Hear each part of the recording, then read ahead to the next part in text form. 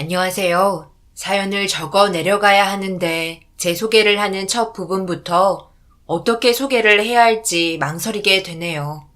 누구누구의 엄마라 불릴 수도 있고 어느 직장에 다니는 누구라 말할 수도 있는데 현재 전 누군가의 엄마도 아내도 아니고 30년간 일해온 직장도 얼마 전 은퇴했기 때문에 멋지게 소개할 것들이 떠오르지 않고 그저 하루하루 인생을 꾸역꾸역 살아가는 62세 대전에 사는 여자입니다. 이렇게 사연을 올리게 된 이유는 평생 사무쳐 살아온 한 사람 때문이에요. 의과대학 출신으로 의사 면허증을 취득하고 개업 의사가 되려고 진로를 결정할 때 일어나서는 안 될 일이 저에게 일어나고 말았습니다. 그 당시 제 나이는 32살이었고 결혼을 해서 눈에 넣어도 안 아픈 5살 난 남자아이가 있었어요. 남편도 번듯한 직장에 다녔고 뭐 하나 부족한 것 없이 평탄한 가정을 꾸리며 살아가고 있었습니다. 하지만 둘 다 맞벌이였고 그날은 제가 아이를 하원시키는 날이었기 때문에 일을 마치지 못하고 부랴부랴 아이를 찾으러 갔어요. 아이는 유치원에 나타난 저를 보자 맨발인 채로 뛰어나왔고 뒤도 안 돌아보고 제 손을 잡고 나가려 했어요. 그 모습이 귀여우면서도 마음이 애잔했고 오늘은 일을 좀 내려놓고 아이를 위해 시간을 보내야겠다는 마음으로 마트에 갔습니다. 원하는 장난감도 사고 저녁에 먹을 음식 재료들을 사면서 아이와 즐거운 쇼핑을 했어요. 아파트 주차장에 들어왔고 짐도 챙기랴 아이도 챙기랴 조금 정신이 없었지만 무거운 짐을 들고 엘리베이터를 탔습니다. 그 순간 제 옆에 있어야 할 아이가 없는 것을 발견하고 곧장 지하 주차장으로 내려갔는데 아이는 아무 데도 없었고 순간 저의 모든 시간들이 멈추고 말았어요. 아이를 찾기 위해 경비실에 방송 요청을 했고 유치원 친구들이 사는 옆 단지 아파트까지 방송을 요청했습니다. 남편은 제 전화를 받고 회사에서 달려왔고 경찰에 신고를 하고 동네를 뛰어다니며 아이를 목 놓아 불렀어요. 그때의 일을 꺼내려니 덤덤할 줄만 알았는데 마음 한켠이 너무나 아려옵니다. 경찰은 다음날 수사를 위해 집에 방문을 했고 저와 남편의 직업을 들은 뒤 아이가 있을 만한 곳들 위주로 수사 방향을 잡았습니다. 5살 아이에게 자기 집이 몇 단지 몇 동인 줄 알려줬었고 야무지고 똑똑하다는 소리를 들어서 혹시라도 집을 찾아오지는 않을까 내심 기대하고 있었어요. 하지만 24시간이 지나도 아이의 행방은 오리무중이었고 주변에 있다면 동네 사람들이 발견해서 전화라도 해줬어야 했는데 전화도 오지 않았습니다. 심장이 타 들어가는 것 같은 기분에 한순간도 가만히 있을 수 없었고 당장이라도 뭔가 해야 할 것만 같았어요. 어디선가 엄마를 애타게 찾을 아이를 생각하면 집에서 마냥 기다릴 수 없었어요. 저라도 나가서 아이를 찾아야 할 것만 같았습니다. 저와 남편에게는 1주일, 2주일, 한 달이란 시간이 흘렀고 악몽 같은 시간이 지났지만 수사에는 진전이 없었어요. 아이가 없어진 집안은 사람 사는 곳이 아니었고 결국 시부모님은 누군가의 탓을 해야만 이 상황을 이겨낼 수 있었는지 아이를 잃어버린 탓을 저에게 묻기 시작했습니다. 그날은 참다 못해 온 가족이 언성을 높였고 그동안 참았던 감정들을 쏟아낸 날이었어요. 모든 잘못의 화살은 저에게 왔고 당연했습니다. 넌 이 상황에 밥이 넘어가나 보구나. 지금 우리 손자는 어디서 뭘 하고 있는지도 모르는데 숟가락 들 힘도 밥 먹을 힘도 나나 보구나. 세상에나 이런 일은 남의 일인 줄만 알았지. 내가 이런 일을 겪으리라고는 생각도 못했다. 어떻게 아이를 잃어버릴 수 있어? 그러게 너 병원 일 좀 작작하라고 안 했니? 매일 너만 바쁜 척 가정은 소홀히 하고 주말에 집에 한번 오라고 하면 한 번을 제대로 온 적이 있니? 넌 바쁘다면서 코빼기도 안 비치고 손주 데리고 밥도 못 먹고 내 집에 오는 아들이 난 얼마나 가슴이 미어지는데. 그렇게 네 일만 하더니 내가 뭐든 사단이 날 줄 알았다. 너 때문에 우리 손자 잃어버렸어. 내 손자 찾아오기 전까지는 우리 집에 얼씬도 마라. 난 너 같은 며느리 둔 적 없으니까. 아들, 당장 짐 싸라. 여기서 하루라도 더 있으면 병나겠다. 우리 은수 한 번이라도 제대로 봐준 적 있으세요? 한 번도 놀아주시거나 따로 같이 보낸 시간도 없으면서 이제 오셔서 은수를 찾으시는지 이해가 안 가네요. 그렇게 부탁드렸잖아요. 아이 하원만 시켜주시면 안 되겠냐고요. 어머니랑 집도 가깝고 매일 봐달라는 것도 아니고 퇴근 시간까지만 잠깐만 데리고 있어주시는 게 그렇게 힘드셨어요? 얼마든지 용돈 드리고 잘하겠다고 했는데 신혼 때 그렇게 시댁 옆에 살게 해놓으시고는 정작 저희가 도움 필요할 때는 거들떠도 보시지 않으시더니 어머님 아버님 몸 아프실 때는 저를 밤낮으로 불러놓으시고는 아픈 곳 말하시면서 여기 봐달라 저기 봐달라 하셨잖아요. 아프실 때마다 집으로 호출하셔서 저 몸살도 난 적 있어요. 그래서 병원에 가보시라 하면 며느리가 의사인데 힘들게 왜 병원 가냐고 제가 오면 끝나는 일이라고 하시고 그랬잖아요. 그때는 아무 말도 안 하고 참았는데 정말 해도 너무하셨어요. 가까이 살게 한 이유가 개인 주치의 옆에 두시려고 그러신 거예요? 운수 잃어버린 게 그렇게 제 탓으로 돌리셔야 두 분이 다리 뻗고 주무실 수 있으시다면 그렇게 하세요. 다 제 탓입니다. 제가 우리 은수를 잃어버렸어요. 당신 좀 쉬어야겠소. 방에 들어가고 어머니랑 아버지는 이제 집에 돌아가세요. 당분간은 저희 집으로 오시지 마시고 제가 연락드릴 테니 집에서 계세요. 이 사람 지금 이렇게 서 있는 것도 신기할 정도로 버티고 있잖아요. 상처되는 말 해서 좋을 거 하나 없어요. 우리끼리 이런다고 잃어버린 은수가 돌아온 것도 아니잖아요. 어떻게 한 달을 버텼는지도 모르게 제정신이 아닌 저와 다르게 남편은 제가 기댈 수 있게 든든하게 버텨주고 있었습니다.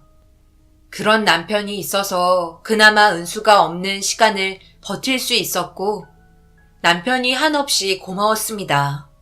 하지만 그렇게 강한 남편도 자식을 잃은 슬픔은 어쩔 수 없나 봐요. 밤마다 저 몰래 아이 방에 가서 사진을 끌어안고 우는 모습을 보고는 남편도 정말 힘든 시기를 버티고 있다는 것을 알게 됐어요. 제 부주의로 한순간에 금쪽 같은 아들을 잃었고 엄마로서 견뎌내야 하는 시간이 너무나 가혹했습니다. 단란한 가족의 웃음소리는 한순간에 멈췄고 세 식구의 시간도 멈추고 말았어요. 한마디 한마디가 날카롭게 가슴에 남을까봐 저와 남편은 서로에게 말을 아꼈습니다. 시간이 흐를수록 경찰의 수사는 더디었고 전화통화나 어떠한 소식조차 없이 은수의 행방은 하늘로 증발해버린 것 같았어요. 차라리 은수를 찾을 수 없다면 그동안 아이와 함께한 5년의 기억들이 송두리째 없어졌으면 했습니다. 점점 아이와 함께한 기억들이 저와 남편을 괴롭게 했고 그리움에 고통의 나날들을 매일 보냈어요. 아이의 얼굴은 전단지에 남겨졌고 몇몇 허위 전화라는 것도 받아봤습니다. 세상에 이런 일을 겪다 보니 별의별 사람들이 다 있다는 생각이 들었고 남의 아픔을 자신의 돈벌이나 인생의 복권 같은 기회라고 생각하는 사람들이 세상에 존재하더군요. 정말 어떻게 목소리 하나 변하지 않고 뻔뻔하게 은수를 받다며 전화를 할 수 있는지 저와 남편에게는 너무나 가혹했습니다. 시간이 흐를수록 은수를 찾기 위한 간절함은 더했고 뭐든 다 할 수 있는 저희 부부들을 사람들은 이용만 하려 들었어요. 점점 사는 게 무의미하고 서로 지쳐 있을 때쯤 하루는 남편이 다가와 이야기를 하자며 생각지도 못한 말을 해왔습니다. 당신이 이렇게 힘들게 버티고 있는 걸 난 더 이상 못 보겠어. 우리 삶이 점점 나락으로 빠지고 있는 걸 보고 있는 게 너무 힘들어. 난 이제 너무 지친 것 같아. 아무리 생각해봐도 우리가 함께 한다는 건 서로 상처만 주는 것 같아. 당신이나 나나 평생 얼굴 보면서 은수만 그리워하며 살 수는 없는 거잖아. 그래서 결정했는데 우리 이혼하자. 은수가 없는 지 벌써 1년이 지났고 아무리 찾아보고 애를 써도 애초에 이 세상에 은수가 없었나 싶기도 해. 내가 꿈을 꾸고 있는 건 아닌가. 지금 이 꿈을 깨려면 이곳을 벗어나야만 할 것 같아. 당신이 날 원망해도 좋고 사람들이 뭐라 해도 어쩔 수 없어. 이곳에서 하루하루 있는 게 나한테는 절망이야. 나도 당신처럼 꿋꿋하게 버텨내려고 했는데 집에 오기가 너무 싫어. 넋놓고 있는 당신 보는 것도 힘들고 내가 이렇게 밥을 먹어도 되나 싶고 일을 나가도 되나 싶어. 매일 속에서 갈등과 싸우고 있는 것 같아. 그런데 살아야 하잖아. 아이는 없어도 우리는 살아가야 하잖아. 우리 사는 꼴을 봐봐. 사람이 사는 게 아니야. 이곳에서 당신과 없는 은수를 기다려봤자 은수는 돌아오지 않아. 지금 당신 그 말이 얼마나 위험한 말인 줄 알아? 은수 아빠인 당신이 은수를 부정하겠다는 말밖엔 안 되잖아. 은수가 이 세상에 없었던 것 같다니? 어떻게 그런 말을 할 수 있어? 나와 당신이 사랑해서 맺은 아이야. 그런 아이가 사라졌다고 해서 없었던 아이가 아니란 말이야. 우리가 기억해야지. 우리 책임이니까 끝까지 기억하고 마음에 새겨놔야잖아. 당신 힘들다고 은수를 잊겠다고?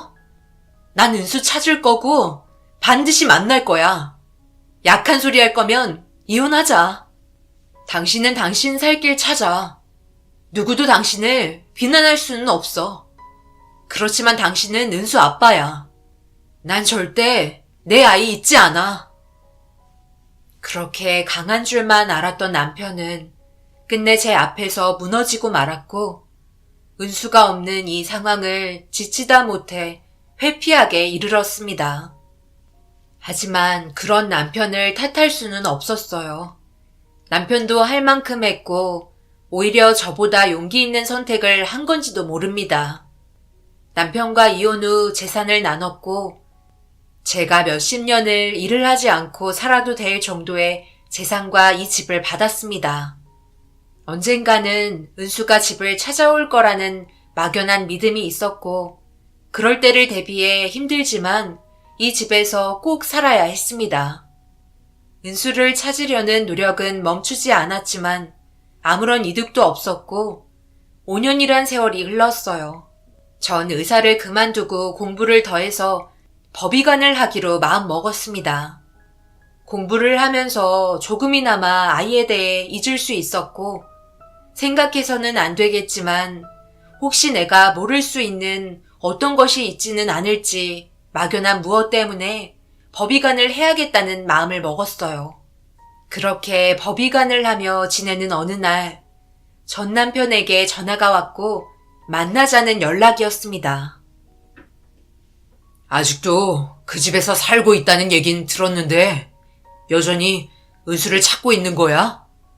당신 참 대단하다. 난 이렇게 힘들어서 도망쳐 나왔는데 내가 당신을 만나자고 한 건 이 말을 꼭 해줘야 할 것 같아서. 은수를 잃어버린 건 당신 잘못이 아니라는 거야.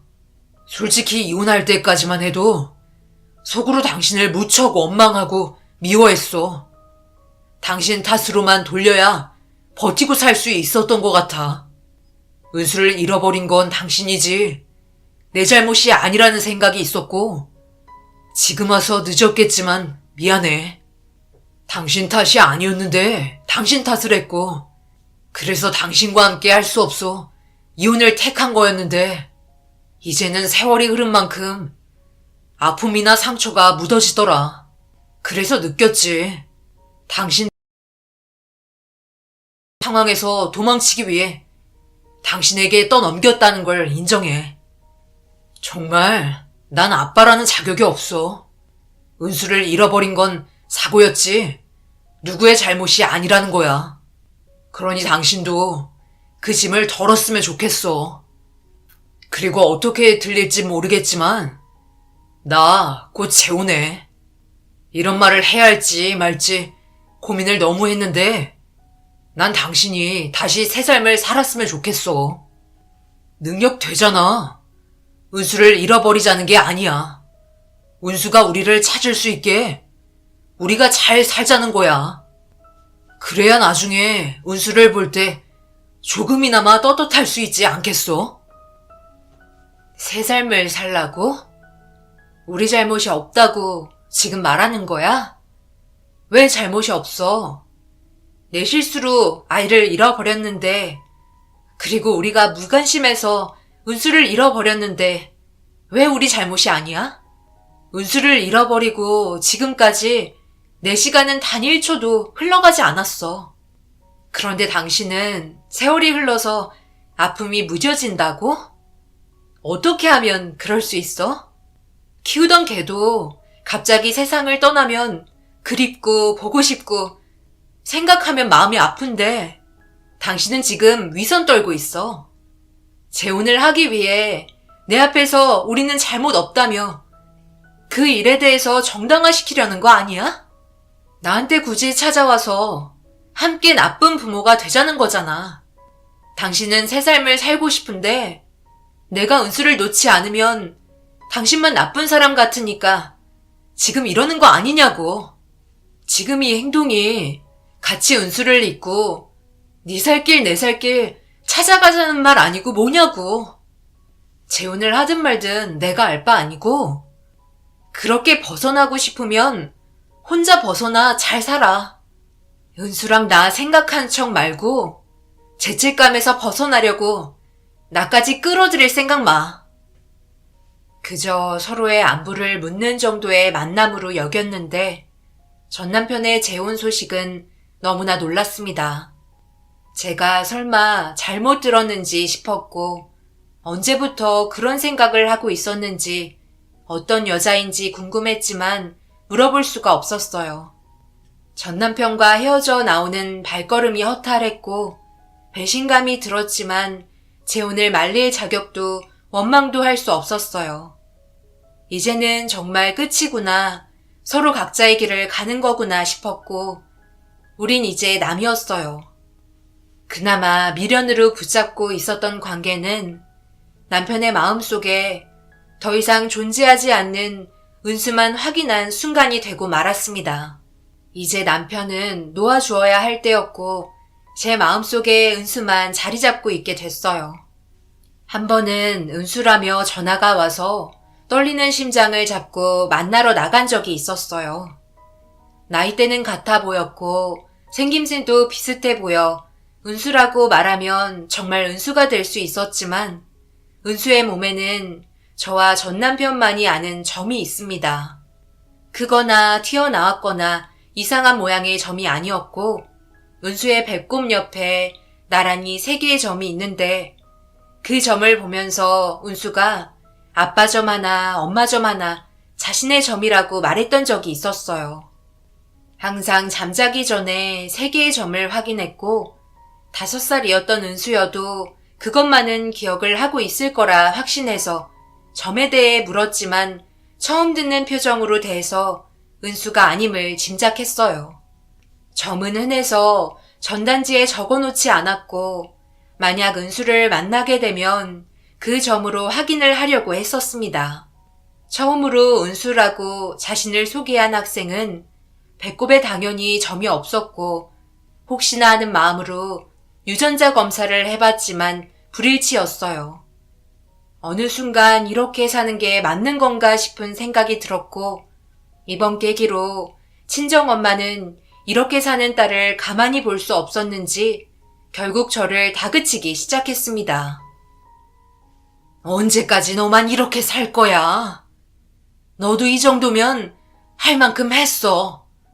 네가 뭐가 아쉬워서 이렇게 허송세월 보내고 있냔 말이야. 이쯤 되면 분명 어디선가 은수가 잘 살고 있다는 거야. 네 마음 이해 못하는 거 아니고 나도 네 엄마이기 때문에 너무나도 잘 알아. 자식 잃은 슬픔이야. 어떤 걸로 위로해도 안 된다는 거 알지. 하지만 넌 네 자식을 잃었다지만 지금 네 앞에 있는 이 엄마는 무슨 죄니? 내 자식이 평생을 이런 꼴로 사는 걸 보고만 있어야 해. 이 엄마가 슬퍼하고 힘들어하는 건 생각 안 하니? 너 하나 있는 거 잘 키우겠다고 돌아가신 네 아빠랑 약속했는데 이 꼴이 도대체 뭐야? 눈에 안 보이는 자식이나 눈에 보이는 자식이나 엄마 마음은 다 똑같아. 어디선가 잘 살고 있기만 바라고 기도할 뿐이야. 너도 이제 은수 그만 놓아주고 네 살 길 찾아. 그게 은수를 위한 일이고 은수한테 배신했다고 생각하지 마. 네가 잘 살아야 나중에 은수를 만나도 만나는 거야. 은수 만나서 이런 걸 보여주고 싶어? 그리고 열심히 살면서 은수가 어디에서 잘 있기만을 바라며 사는 게 엄마의 마음이야. 은수 때문이라도 악착같이 사는 거야. 박서방은 진짜 제갈 길 가서 잘 살고 있다더라. 죄책감은 그만 있고 아무도 너한테 뭐라 할 사람 없어. 너도 이쯤 하면 된 거야. 생각해보니 제가 은수의 엄마인 것처럼 저도 엄마의 딸이었고 절 아껴주고 걱정해주는 엄마가 있다는 걸 잊고 있었어요. 엄마이자 자식이다 보니 이렇게 있는 자식을 보고만 있는 엄마의 마음은 어떨까라는 생각이 들었습니다. 사람은 위험하고 결정적인 순간에 이기적일 수밖에 없다고 생각해요. 그렇기 때문에 남편도 그런 선택을 한 걸 테고 제 앞에서 자식을 그만 놓아주라는 엄마의 말 한마디도 그런 마음에서 나왔겠죠. 원망할 힘도 탓할 힘도 없었고 저도 궁지에 몰리고 더 이상 갈 곳이 없어 마음이 지쳤는지 엄마의 설득에 넘어가고 있는 저를 볼 수 있었습니다. 엄마는 자식이 아파하는 걸 두 눈으로 지켜만 보시다가 결국 참다 못해 손자보다는 힘들어하고 있고 눈앞에 있는 자신의 딸을 챙기기로 마음 먹으셨더라고요. 그런 엄마의 마음을 알기에 힘을 내보기로 했고 어느 날 엄마가 황당한 말을 했습니다. 대충 보지 말고 잘 봐봐. 이 사진에 나온 남자 어때? 참 다정해 보이지 않아? 나이는 47살이고 아내랑은 10년 전에 사별했다더라. 아들 한 명 있는데 다 커서 손이 가는 나이는 아니니까 네가 키울 필요는 없을 거야. 그리고 너도 이혼 한 번 했으니 서로 상황은 비슷하고 솔직히 이런 이야기 꺼내는 게 너한테 더 큰 상처를 주는 거 알지만 나도 네 엄마잖니. 내가 할 수 있는 최선을 다해 우리 딸 행복하게 해줄 거야. 그러니까 무작정 싫다고만 하지 말고 한번 만나보기라도 해. 매일 세상 떠난 사람만 보고 있는 직업을 가진 너를 누가 좋다고 데려가겠니? 나이도 있고 여자가 혼자 사는 게 쉬운 일이 아니야. 난 내 딸이 나처럼 사는 거 싫어. 네 아빠 그렇게 일찍 보내고 나 혼자서 너 키우는데 나만 혼자면 돼. 너까지 굳이 혼자 살 필요가 뭐가 있어? 우리 딸은 예쁘고 능력도 되고 지금이라도 좋은 사람 만나서 다시 새 출발하자. 네가 은수 잃어버리고 의사 때려치우고 법이관인가 한다고 했을 때 내가 진짜 하늘이 무너지는 줄 알았다. 도저히 내 딸이지만 이해할 수가 없었어. 당장을 뜯어 말리고 싶었는데 은수가 없어진 때라서 정말 꾹 참았으니까 이번에는 엄마 말 들어. 혼자 사는 게 얼마나 힘든데. 네가 가정 꾸려 살아야 내가 눈을 감아도 감아. 알겠어요. 엄마 말 무슨 말인지 충분히 이해했어. 보니까 나만 자식 키우는 거 아니더라고. 엄마도 뜻대로 되지 않는 나 같은 자식 키우고 있고, 이 일을 오래 하다 보니 나보다 더 힘들게 엄마들, 어쩔 수 없이 참아가며 자식 키우는 엄마들 참 많더라. 이렇게 저렇게 힘들어도 자식들 키우며 살거나 다들 열심히 자기 인생들 사는데 그동안 난 나만 힘든 엄마인 척 했더라고. 정작 내 엄마는 이렇게 나 보면서 마음이 찢어지는 것도 모르고, 나도 이제 숨 좀 쉬어보려고. 당장 큰 기대는 말아요. 그냥 엄마가 부탁하니까 한번 만나만 본다는 거야. 엄마의 부탁으로 마지못해 소개 자리를 나갔고 3번 정도 식사를 하며 지금의 남편에 대해 알아갔습니다. 남편은 농협에서 일을 다녔고 10년 전에 아내와 사별한 후 쭉 혼자서 아들을 키우며 살아왔다고 했어요. 인생에 있어서 가장 소중한 사람들을 잃었다는 공통된 점으로 남편과는 대화나 취향이 비슷했고 서로 의지하며 지내는 시간들이 많아졌습니다. 점점 은수에 대한 기억들이 잊혀졌고 결국 재혼을 하기로 마음먹었어요. 재혼을 하고 안정된 가정을 만들어 살다 보니 정말 제 삶이 정착되어 가는 것 같았고 그동안 욕심 없이 해왔던 일에 성과를 내며 달렸고 교수 자리까지 가게 됐습니다. 가끔씩 학생들을 가르치러 학교에 가면 은수 또래만한 아이들이 저를 보고 있는 게 좋았어요. 그 아이들이 다 내 아이들 같았고 최선을 다해 아이들을 가르치고 일에만 집중했습니다.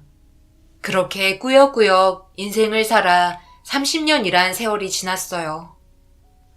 은수를 매일매일 생각하며 살았다고는 감히 말할 수 없었고 은수에 대한 미안함으로 학생들을 잘 가르치는 것으로 대신하고자 했습니다. 학교에서는 명예의 교수라며 저를 대했고 직장에서는 어느새 은퇴를 하루 앞둔 선배가 되어 있었습니다. 은퇴 하루 전날 일이 너무 많아 한 달을 집에 못 들어갔다는 후배의 투정에 마지막으로 부검실에 들어갔어요.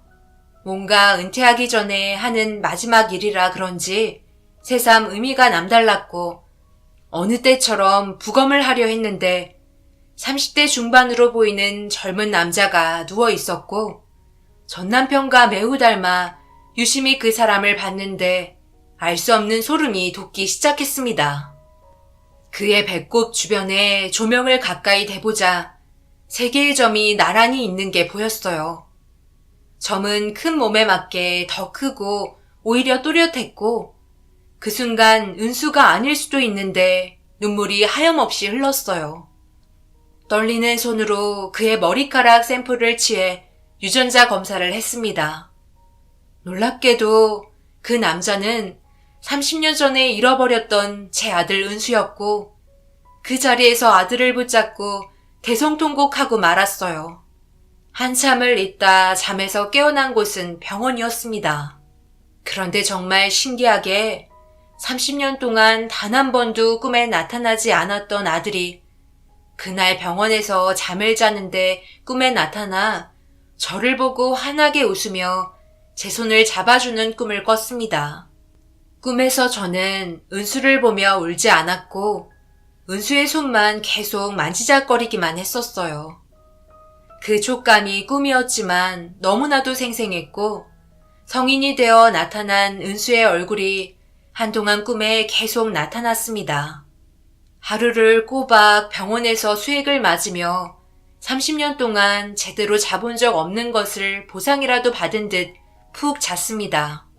그리고 아들이 세상 떠난 이유에 대해서 알아야 했기 때문에 정신을 차리고 후배에게 전화를 했고 부검을 한 후배는 아들이 자취방에서 발견됐으며 사인은 지병으로 인한 사인으로 밝혀졌다고 했어요. 호흡기에 알레르기 반응이 일어난 것을 확인했고 천식이 오면서 기도가 좁아져 있었다고 했습니다. 평소 천식과 폐렴으로 힘들어 했을 것 같다며 제대로 된 치료를 못 받은 것 같다는 말도 했어요. 이렇게 은수와의 만남이 허망하게 될 줄 꿈에도 몰랐고 이런 상황은 상상해 본 적이 없었습니다. 뭘 어떻게 처리해야 할지 몰라 병원에서 넋놓고 있는데 누군가 저를 찾아왔다는 간호사의 말에 놀라 정신을 차렸고 간호사는 젊은 대학생을 데려와 인사를 시켰습니다. 혹시나 학교에서 가르쳤던 제자인가 싶었는데 여학생은 너무나도 충격적인 말을 제게 폭로했어요. 안녕하세요. 전 도경 오빠 여자친구예요. 박은수가 아드님 되시죠? 은수 오빠가 보육원에서 왔을 때는 도경이라는 이름으로 불러줬다고 해요. 도경 오빠가 세상을 떠나기 전에 저한테 이야기해준 게 있어서 이렇게 찾아왔습니다. 어릴 적 이야기부터 최근에 자신이 겪은 이야기까지 다 말해줬어요. 제가 우스갯소리로 어디 멀리 가는 사람 같다고 이야기한 게 생각나서 정말 미치도록 힘들어요. 제 말이 씨가 된 것 같아서요. 그래서 아주머니가 꼭 도경 오빠 진심을 알아주셨으면 좋겠어요. 어릴 때 오빠가 가족이랑 왜 헤어졌는지 기억도 못한 채 보육원으로 왔었대요. 당시의 환경이 바뀌어져서 그런지 실어증에 걸렸고 글도 잘 몰랐던 때라서 3년 정도 치료를 하면서 보육원에서 지냈고 보육원에서 초, 중, 고 다 나오고 독립할 때 돼서 엄마랑 아빠를 찾아보기로 했대요. 아파트 이름이랑 단지만 기억이 나고 다른 건 아무것도 기억이 나지 않아서 알바하며 매일 아주머니 아파트에 갔대요. 오빠는 얼굴도 생각 안 나는 부모님을 찾으러 간 게 아니고 알바 끝나면 혼자 있는 집에 들어가기 싫어서 그냥 습관처럼 그 아파트에 가서 놀이터에도 있어보고 단지에 있는 공원에 앉아서 시간도 때우면서 지냈다고 해요. 어차피 20년도 넘어서 부모님이 살고 계시지 않을 거라고 생각했대요. 어쩌다 보니 매일매일 그 아파트를 다녔고 어느새 아파트 경비 아저씨들하고 친분이 생겼다고 했어요. 오빠 사정을 말하자 경비 아저씨들이 아주머니 집 주소를 찾아주신 거예요. 너무 신기해서 어떻게 찾아주신 거냐고 물었는데 경비 아저씨들 중에는 30년 동안 아파트에 근무하신 분이 없어서 힘들어 하시다가 가장 오래 사신 분들 집만 찾아다니면서 물어봤대요. 그 중에 아주머니도 계셨고요. 겨우 아주머니가 어머니란 걸 알고 오빠는 찾아뵈려고 했어요. 그런데 그날 하필 아주머니 남편분을 만나서 오빠가 상처를 너무 크게 받았어요. 오빠는 친아빠인 줄 알고 갔고 자신에 대해서 다 말했대요. 그런데 당장 엄마 앞에 나타나는 건 좋지 않다고 하면서 오빠가 대학교도 못 나오고 알바만 전전하고 있었거든요. 그래도 저랑 만나면서 진짜 성실하게 살았어요. 남들한테 부끄러운 짓 하지 않고요. 그런데 아빠라는 분이 오빠의 이런 모습은 아주머니가 바라는 모습이 아니라면서 오빠를 사람 이하 취급했어요. 오빠는 그분이 친아빠인 줄 알았으니까 그분 말만 믿었죠. 제가 아빠 몰래 따로 엄마를 보자고 아무리 설득해도 오빠는 완강했어요. 직장 구하고 보기 좋게 멋진 양복 입고 나타나겠다고. 어차피 아빠를 먼저 만났기 때문에 안도하는 것 같았어요. 그런데 오빠가 떠나고 난 후에 알았어요. 그분이 친아빠가 아니라는 걸요. 여학생의 말이 어디서부터 맞고 틀리는지 분간이 안 갔습니다. 어떻게 사람의 탈을 쓰고 그럴 수 있을까요? 은수는 눈앞에서 친엄마도 친아빠도 보지 못한 채 억울하게 하늘로 갔어요. 도저히 참을 수 없었고 당장 남편에게 전화해 병원으로 오라고 했습니다. 남편은 자신이 뭘 잘못했는지 지금 이 상황이 뭔지 모른 채 죽을 사들고 왔고 전 남편의 면상을 보자마자 남편의 멱살을 잡고 패대기 쳤습니다. 남편이 들고 온 죽통은 병실 바닥에 떨어져 새어나왔고 남편을 사정없이 밀치기 시작했어요. 영문도 모르는 남편이 무슨 일이냐고 묻자 그제서야 남편의 얼굴을 똑똑히 볼 수 있었고 여학생의 말이 모두 사실인지 남편에게 물어봐야 했습니다.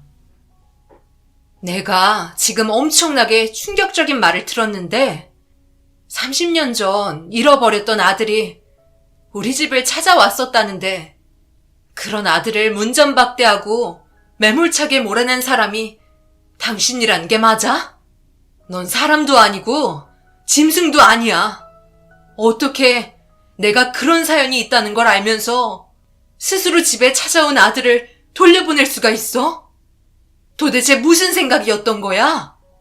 미치지 않고서야 어떻게 그럴 수 있어? 내가 얼마나 그 일로 힘들어하고 아파 있는지 봐왔으면서. 그 아이가 이렇게 빨리 갈 줄 누가 알았겠어? 난 당신 아들을 위해서 조언을 해준 것 뿐이야. 지금 형편과 모습을 보면 엄마가 좋아하지 않을 거라고. 어차피 집도 알았겠다. 직장도 구하고 제대로 나타나라고 한 것밖엔 없다고. 그런데 그렇게 빨리 가버릴 줄 누가 알았겠냐고. 나도 이렇게 될 줄 알았으면 당신을 만나게 했을 거야. 모습이 못나면 어때? 직업이 없으면 어때? 내가 그토록 기다려왔던 아들인데 그거 말고 뭐가 중요하냔 말이야. 왜 당신이 친아빠 행세한 거야? 은수가 얼마나 마음이 아팠겠어? 친아빠라는 사람이 자기를 그렇게 문전박대했으니. 세상에 우리 은수한테 미안하지도 않니? 나한테 이야기할 생각은 못했던 거야? 그래도 우리 같이 산 부부이고 세월이 얼만데. 내가 다 미안해. 나도 정말 일이 이렇게 될 줄 몰랐어. 당신 아들이 갑자기 나타나서 자기가 잃어버렸던 아들이라는데 내가 어떻게 믿을 수 있겠어? 당신이 그랬잖아.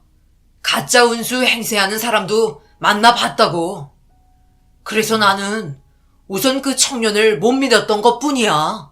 내가 좀 더 확인한 다음에 당신에게 알려야 할 줄 알았어.